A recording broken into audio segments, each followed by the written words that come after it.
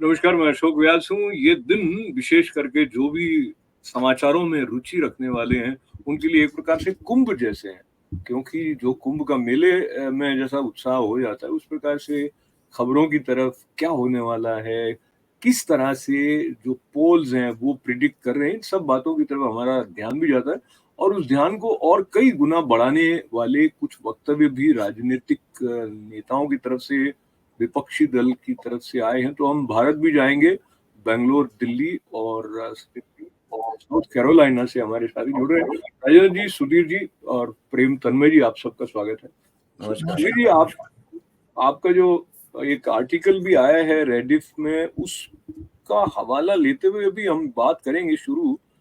पर सबसे पहले मैं आपसे जानना चाहता हूँ, ये जो एग्जिट पोल्स हैं, आपको क्या लगता है कि इसके पीछे क्या चिंतन है? ये क्यों इस तरफ इतना ध्यान दिया जाता है और बहुत सारे प्रोफेशनल्स लग जाते हैं? So what purpose does it serve in the democratic pattern? Actually, thank you very much, Ashok ji, for inviting me to your studios. First of all, exit poll is a very scientific kind of a study which is undertaken by pollsters. तो it is different from opinion poll. Opinion poll में तो सर्वे होते हैं कि आप किसको vote देना चाहते हो, आपको कौन अच्छा लगता है. एग्जिट पोस्ट रियलिटी है. The moment a voter exits from the polling booth, he is asked a question. आपने किसको वोट दिया? ज्यादा लंबा नहीं होता. सो ही से मैंने इसको वोट दिया, इसको वोट दिया, इसको, ऐसे बताते हैं. कई बार टेलीफोन पे भी होता है, कई बार वन ऑन वन होता है. इसकी पॉपुलैरिटी इसलिए बढ़ गई है because man by nature is a inquisitive person. So if the polls are over on first and the results will be out on fourth, then people want to know what's going on, what has happened. So it's human nature, yeah. And it is scientific thing. For example, if you see Access My India exit poll with India Today, it is a representative sample of 6 lakh voters. So it's a very good sample. And exit poll was conducted at all 543 or constituencies across all, in fact all assembly constituencies it was conducted. और इसमें इसको ध्यान ये रखा जाता है. अब ये बहुत साइंटिफिक हो गया है. यूएस में भी आप देखेंगे बहुत साइंटिफिक है. वहां पे तो एक यूनिवर्सिटी है जो कि पूरी मेथोडोलॉजी बताती है. सॉरी, मैं आपको इंटरप्ट कर रहा हूँ. ये तो प्रोसेस के बारे में आपने बताया और इसका एक इम्पोर्टेंट एस्पेक्ट इंक्विजिटिवनेस से रिलेटेड हुआ. बट एज सच जो डेमोक्रेटिक प्रोसेस है, what value does it add, Rajendra ji? Exit poll बहुत ब्रीफ में. या so I agree with Sudhir ji completely. अभी जो हो गया है वैज्ञानिक है, and it's all scientific done with the AI and statistics, data engineering, and you have the things it will become. But the main important is in results you do not get the breakup of the things, that what age wise the voting has happened, what caste wise happened, what religion wise it has happened, what gender wise the voting has happened to different parties. So that is what it exit poll gives. Your poll results does not give that breakup. Okay. Getting the exit polls. तो देखिए, statistics जो होती है उसके बारे में हमेशा एक क्वेश्चन मार्क रहता है कि भाई ये 100% ऑथेंटिक नहीं हो सकती है. So keeping that in mind, और जो राजेंद्र जी ने कहा कि वो ब्रेकअप देते हैं वगैरह, वो भी अगेन स्टैटिस्टिक्स है. फॉर एग्जांपल, मैं रिपब्लिक इंडिया वालों का सुन रहा था, तो उन्होंने ब्रेकअप दिया कि किस समुदाय ने किस पार्टी को अधिक वोट दिए, इस प्रकार का. तो वो उस सब की ऑथेंटिसिटी पर क्वेश्चन मार्क लगता है कि नहीं लगता है? How do you see overall this exercise of exit polls in the larger scheme of democratic process? So basically, Prem ji. हाँ, अशोक जी, पहले तो मैं आपका धन्यवाद करता हूँ कि आपने इस विषय को चुना, एग्जिट पोल एंड बियॉन्ड. तो मैं, जैसे आपने पूछा, तो मैं ये बताना चाहता हूँ कि कई जगह पर तो जेंडर वाइज इंफॉर्मेशन दी गई है कि पुरुष इतने हैं और महिलाएं इतनी जिन्होंने इस एग्जिट पोल में हिस्सा लिया. एग्जिट पोल में कई लोग जो है ना वो, लेकिन आजकल जैसे वैज्ञानिक तरीके से बताया जा रहा है उसके आधार पर ये माना जा सकता है. लेकिन दुख की बात तो ये है कि एग्जिट पोल को विरोधी दल इसको स्वीकार करने के लिए तैयार नहीं है. उन्होंने और वो बायस होकर के अपने अपने एग्जिट पोल निकालने शुरू कर दिए. और खास तौर से जो बहुमत कह रहा है कि ये एग्जिट पोल है, अलग अलग जो लेकिन वो उसको अस्वीकार करने की योजना बना रहे हैं। सबसे दुख की बात यह है, इस विषय पर जरूर हम लोग बातचीत करना चलिए, चाहिए। मुख्य हमारा विषय वही आने वाला है, पर मैंने सोचा पहले एक बेसिक भूमिका से बन जाए उस दृष्टि से। सुनील जी, आप बताइए कि जो विपक्षी दलों का रुख है एग्जिट पोल्स को लेके, उस तरफ जाने से पहले मोटा-मोटी जो एग्जिट पोल्स आए हैं, 1 मिनट के लिए हम ये भूल जाते हैं कि कांग्रेस ने क्या कहा, नहीं कहा, थोड़ा रिवाइज करते हैं, रिफ्रेश करते हैं। अकॉर्डिंग टू एग्जिट पोल्स, एक तो मोटा-मोटी ये इंप्रेशन है कि Bharatiya Janata party thumping majority के साथ अपने सहयोगी दलों को लेते हुए फिर से मोदी सरकार आ रही है तीसरी बार। मोटा मोटी बात ये है। और क्या खास बात आप पढ़ते हैं जो सर्वे बहुत सारे आपने देखे होंगे, जैसे ये हम फ्लैश कर रहे हैं एग्जिट माई एक्सिस माई इंडिया वाला सर्वे है, ये प्रदीप भंडारी जी वाला सर्वे है। तो जी सुधीर जी। ज्यादातर एग्जिट पोल्स में ना एक किस्म की कंसिस्टेंसी है ना। और आपको पता है 2014 में और 2019 में एग्जिट पोल्स पर they called it correct. West Bengal का इलेक्शन अगर आप छोड़ दें, असेंबली इलेक्शन, तो एग्जिट पोल्स सही रहे हैं। और थोड़ा सा गुजरात का भी जो था लास्ट टू लास्ट, तो exit polls by and large जो दिशा दिखाते हैं वो बिल्कुल सही रहे हैं। इस बार जो बात चौंकाने वाली आई है कि सदर्न स्टेट्स में, खासकर तमिलनाडु में, जहां की भारतीय जनता पार्टी यद्यपि सीट्स तो ज्यादा नहीं जीतती दिख रही, उसका वोट शेयर बहुत बहुत बहुत परिवर्तन हुआ, उसमें बहुत बड़ा है। 18%, 20% वोट शेयर बढ़ा है। तो ये बात है, ये एक भारतीय जनता पार्टी के लिए बहुत बड़ी बात है। दूसरी बात जो ये एग्जिट पोल्स इस समय दिखा रहे हैं, वो ये दिखा रहे हैं कि 10 साल के कंटिन्यूअस एडमिनिस्ट्रेशन या रूल के बाद भी जो करंट मुखिया है, देश का प्रधान सेवक है, उसके प्रति कोई भी किसी को आक्रोश या कोई गुस्सा नहीं है। उसके साथ लोग सहमत हैं और उसकी एक किस्म से उसको बैक भी कर रहे हैं। ये अनप्रेसिडेंटेड है। तीसरी सबसे बड़ी बात है कि इस बार का जो एग्जिट पोल का जो सैंपल है वो काफी बड़ा है, तो मार्जिन ऑफ एरर जो है 3%, 4% से ज्यादा नहीं है। चौथी बात जो एग्जिट पोल में आई है, उन्होंने बड़े स्पष्ट रूप में कहा है कि सहयोगी दल जो है, बीजेपी में जो मोदी फैक्टर है, सहयोगी दलों को भी ऊपर खींच के ले गया है। जैसे गुजरात में जैसे पहले एमओटीएन सर्वे था, मूड ऑफ द नेशन, उसमें कहा जा रहा था कि जेडीयू बहुत नीचे जाएगी, लेकिन ये देखा गया कि मोदी फैक्टर ने जेडीयू को भी ऊपर खींच लिया है। और एक जो बहुत बड़ा सिलेक्शन जो मोदी बीजेपी ने किया कि वो टीडीपी के साथ गए आंध्र प्रदेश में, उससे बीजेपी को बहुत फायदा हुआ।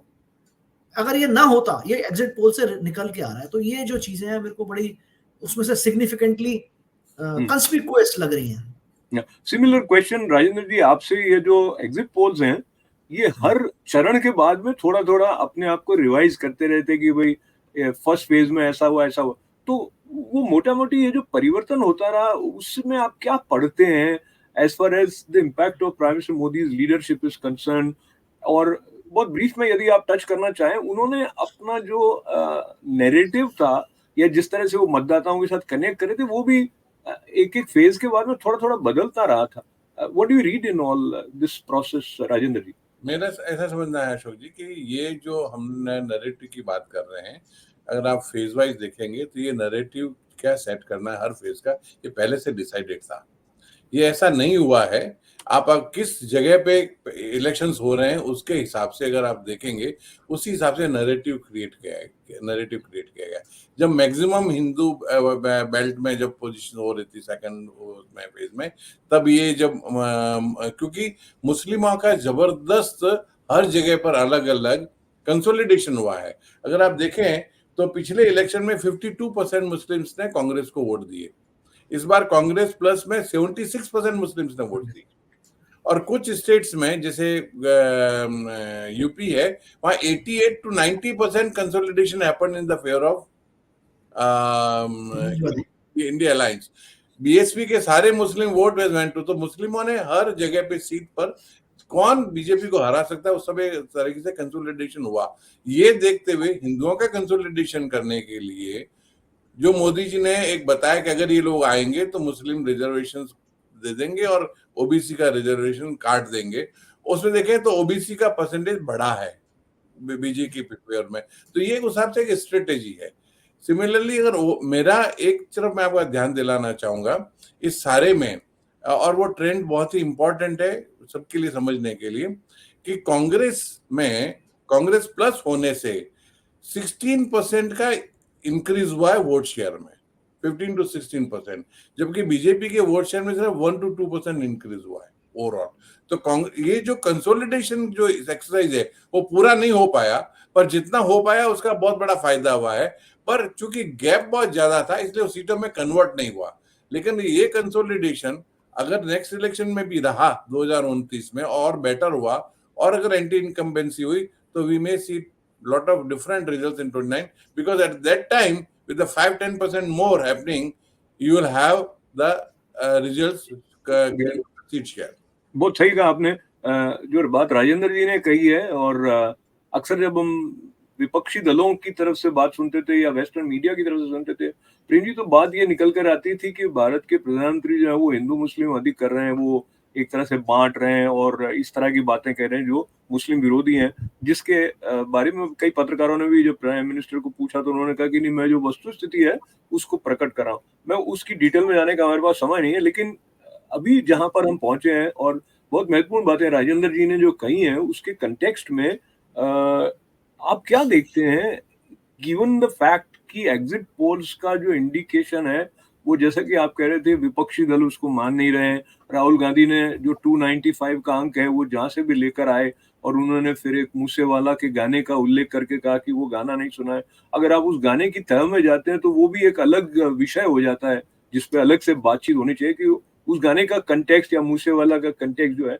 बट हम फिर से इधर आ जाते हैं, ये जो आरोप लगाता रहा विपक्ष की ये तानाशाही हो जाएगी, फिर कभी इलेक्शन नहीं होंगे, वो मतदाताओं में ठहरे न ठहरे, क्या प्रभाव उनका रहा, ओवरऑल आपका इंप्रेशन? देखिए, मैं राजेंद्र जी की बात को आगे बढ़ाते हुए कहता हूँ कि हर समय ये कह रहे हैं फेज वाइज जो है बात बदलती रही, लेकिन मैं एक बात बताना चाहता हूँ। मैं पाकिस्तान का एक वार्तालाप, एक बातचीत सुन रहा था।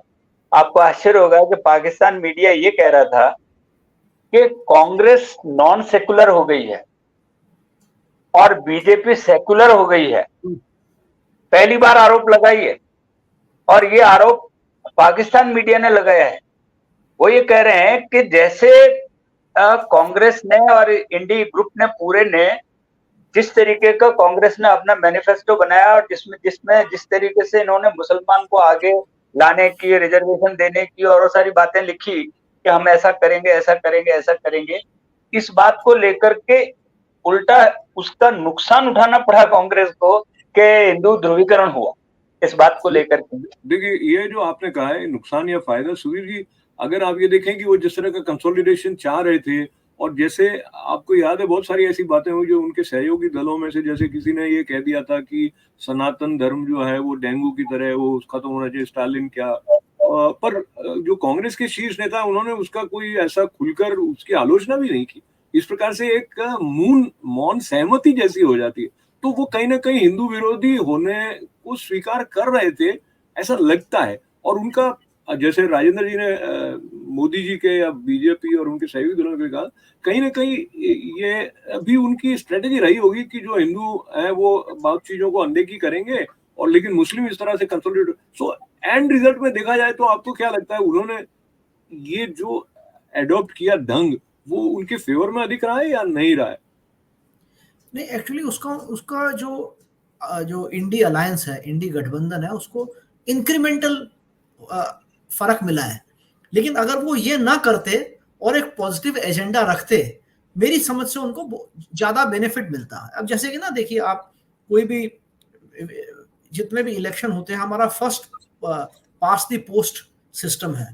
तो अगर बीजेपी जीतती भी है तो बीजेपी को 40% से कम ही पॉजिटिव वोट्स मिलते हैं, 60% बाकियों को मिलते हैं। वो जो बाकी 60% है उसको कैसे कंसोलिडेट करें तो आप मोदी को हरा सकते हैं। सबसे बड़ी बात दूसरी ये थी, आप मोदी को तभी हरा सकते थे जबकि जो 350 सीट्स हैं जहां बीजेपी और कांग्रेस का 1-on-1 मुकाबला है, वहां कांग्रेस आगे निकल जाए। कांग्रेस वहां कैसे आगे निकल सकती थी? कांग्रेस ने मूक सहमति जताई, जो कि डीएमके के जो चीफ मिनिस्टर है, उनका बेटा जो है, मैं उसका नाम भूल गया, स्टालिन जी का पुत्र है, हाँ, उसने उसने बड़ी विभत्स बातें कही सनातन के बारे में, और जी। उसका ना किसी ने विरोध नहीं किया। आप देखना, उसका विरोध अन्ना डीएमके ने भी नहीं किया, क्योंकि वहां पे जो सनातन का जो मतलब निकालते हैं वो ये निकालते हैं कि ये अपर कास्ट विरोधी, उनको सनातन अपर कास्ट के लोगों को सनातन कह दिया उस तरीके से। लोअर कास्ट विरोधी। हाँ, तो वहाँ लोअर कास्ट का उनको बेनिफिट मिला, उनको थोड़ा सा मिला। लेकिन कांग्रेस का अगर एजेंडा पॉजिटिव होता तो मैं समझता हूं, और वो जैसे अगर इतना बड़ा देश है, महंगाई हर जगह है, अनएम्प्लॉयमेंट हर जगह है, अगर उन तथ्यों को आगे बढ़ाते, या अगर ये पर्चे लीक हो रहे थे पुलिस की भर्ती के, इसके इन चीजों पे अगर अपने को केंद्रित करते, लेकिन उन्होंने उल्टा काम किया। कांग्रेस ने क्या किया, कांग्रेस ने कहा हम मुसलमानों को अपने साथ ले लेंगे, दूसरा जो हिंदू हैं, हिंदू में से ओबीसी वोट खींच लेते हैं, इसलिए अब ये उनको उल्टा पड़ गया, क्योंकि मोदी की जो अपील है it cuts across all sections of society, but he is especially very charismatic figure among OBCs, he being a OBC himself. तो जी जी राजेंद्र जी, आप बीजेपी का जो ट्रेडिशनल वोट बैंक है, देखो ब्राह्मण और क्षत्रिय वोट बैंक तो और बनिया वोट बैंक तो है ही, तो ओबीसी का कंसोलिडेशन बहुत उधर जाने के बजाय उसमें फूट नहीं पड़ी और कंसोलिडेशन हो गया। तो ये मेरे ख्याल से कांग्रेस की स्ट्रेटेजी काउंटर प्रोडक्टिव हो गई।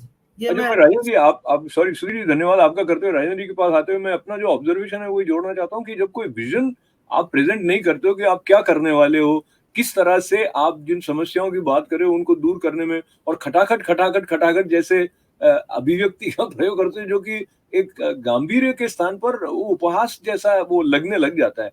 और दूसरा एक उनकी जो क्रेडिबिलिटी है उस पर क्वेश्चन मार्क और बड़ा उनके चुनावी सभाओं के दौरान लग गया। राजेंद्र जी, मैं ये भी जोड़ना चाहता हूँ कि जहाँ 206 रैलियां प्रधानमंत्री नरेंद्र मोदी ने की, 80 इंटरव्यूज उन्होंने दिए, और विपक्षी दल हमेशा ये आरोप लगाते रहे कि वो खुलते नहीं है, पत्रकारों के सामने नहीं आते हैं, तो चाहे उन्होंने वो संवाददाता सम्मेलन नहीं किया, लेकिन वो इतने अधिक खुलकर, और उससे पता लगता था कि इस मनुष्य की capacity to absorb information and share is insight is amazing. तो वो सब चीजें मुझे लगता है कोई जो मतदाता मध्य में रहेंगे तो उनको लगेगा कि this is the right way to go. Rajendra ji, over to you. दो चीजें मैं कहूंगा। पहला, जैसे आपने नरेंद्र मोदी बारे में कहा, सारे एग्जिट पोल कहते हैं कि 9% to 10% votes are only because of Narendra Modi. तो a leader, singular leader getting 10% vote will change the whole results, number one. Number two, जैसा सुधीर जी ने कहा, मैं मानता हूं ओबीसी के वोट जो है बीजेपी की तरफ है, उनमें कंसोलिडेट हो गए। 58% OBC votes gone to NDA and only 30% votes went to the Congress. As far as the scheduled caste is concerned, the Congress is ahead of BJP. There 43% gone to the Congress plus, and only 40% go to BJP. Similarly, ST also BJP is ahead, but they have bridged the gap. So what they are trying basically, that to get some votes from scheduled caste, scheduled tribe, some from Hindus, because they know that Hindus can never get en masse. Even today, with all the Narendra Modi type leader is there, only 40 to 45% Hindus are giving vote to the Narendra Modi. 50 to 60% even of Hindus are rising. So what they think, that if they can get 15-17% votes of Muslims, plus if they get even 20 to 25% votes of the Hindus, they will be coming. And that's how they were coming into the power earlier also. So that's the thing. We want or we do not want, the consolidation theory is simple and it is happening. BJP wants all Hindu to be consolidated. If Muslim comes, it is okay. If it doesn't come, then also okay. And Congress wants all Muslims to be behind them. And plus, whatever section they get from SC, SC, tribal, OBC, from Hindus. That's what the strategy is.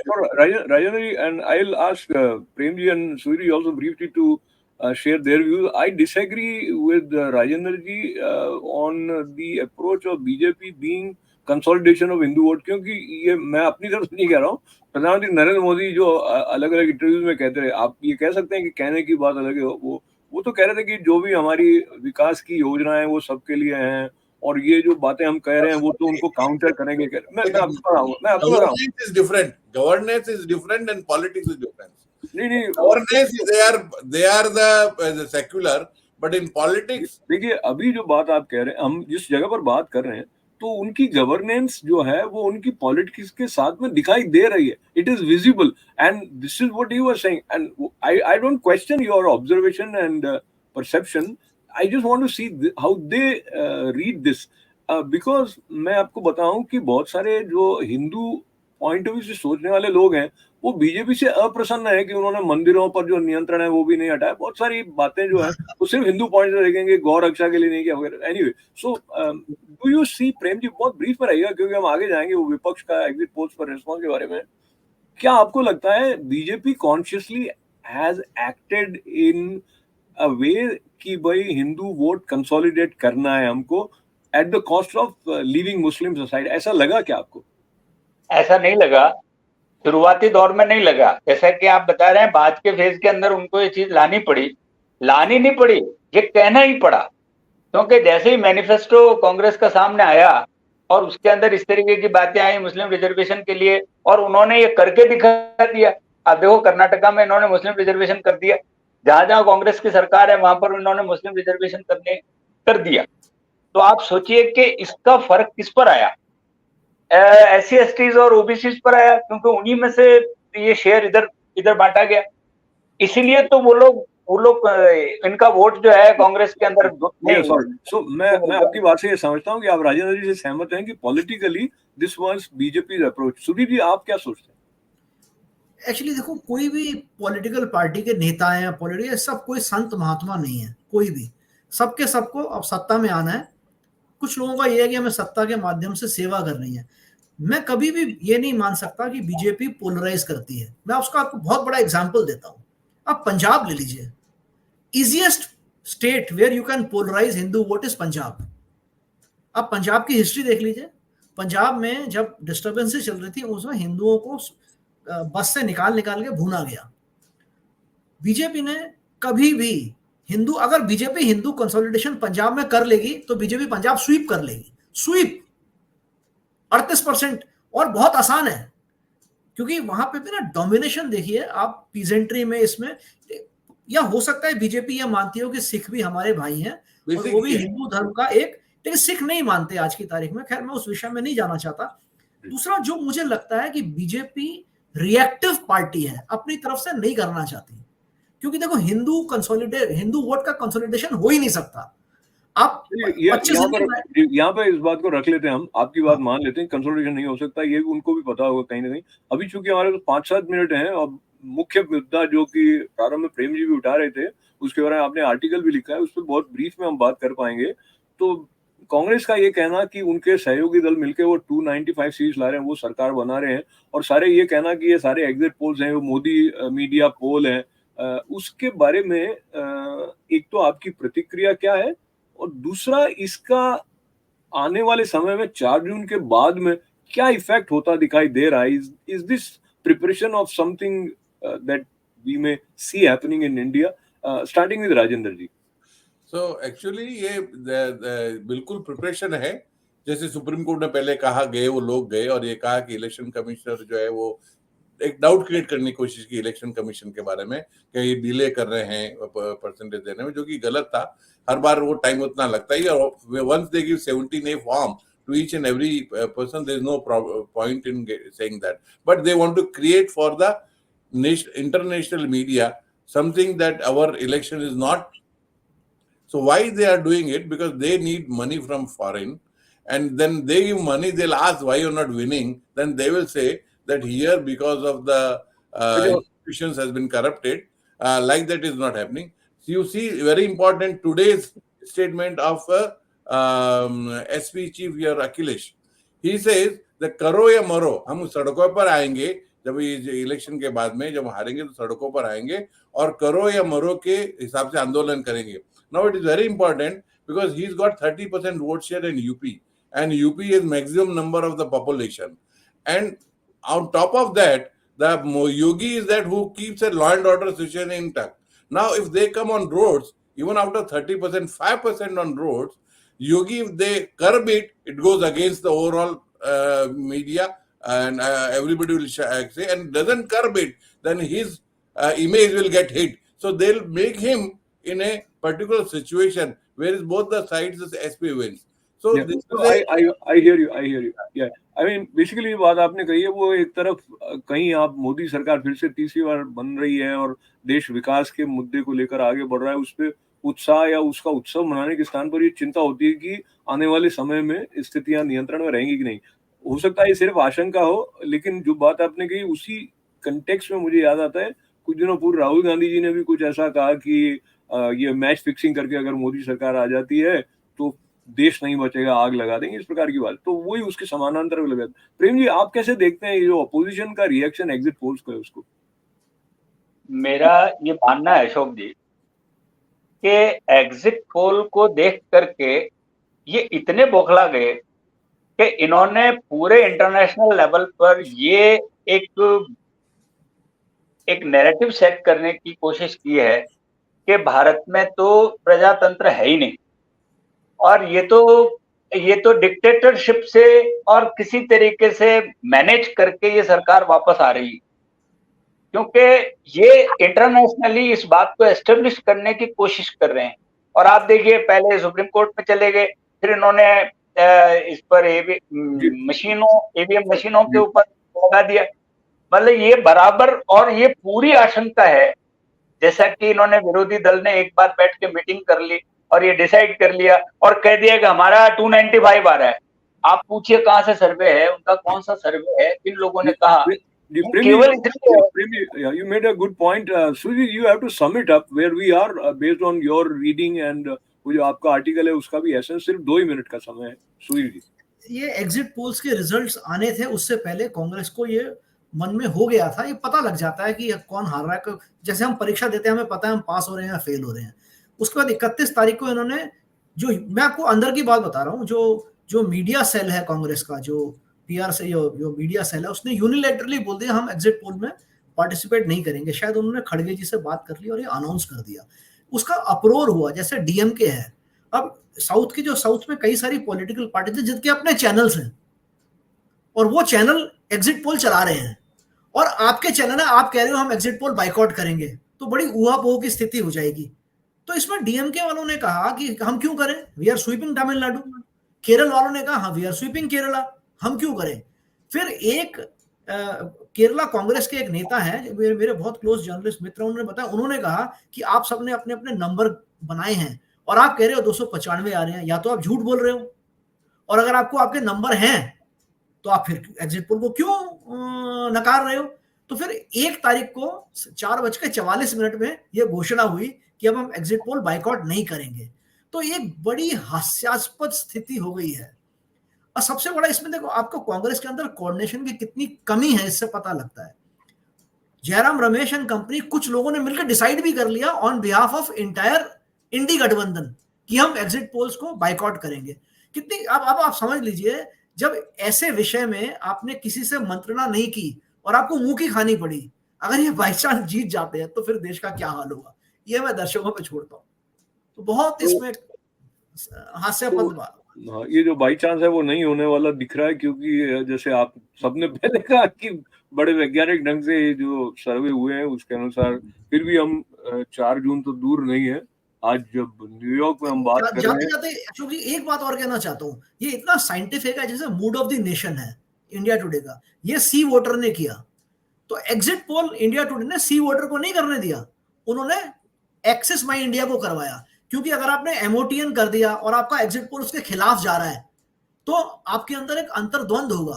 तो अंतर्द्वंद से बाहर जाते हैं, समय का सम्मान करते हैं ताकि बात आपकी कटे नहीं, बात आपकी बढ़े। इसके लिए हमें बात को आपका आभार व्यक्त करते हुए संपन्न करना पड़ेगा। राजेंद्र, सुधीर जी और प्रेम जी के साथ साथ हमारे सभी दर्शकों को मंगल कामनाएं। भारत विजयी होगा, होता रहा है, प्रजातांत्रिक रूप से भी मंगल कामनाएं।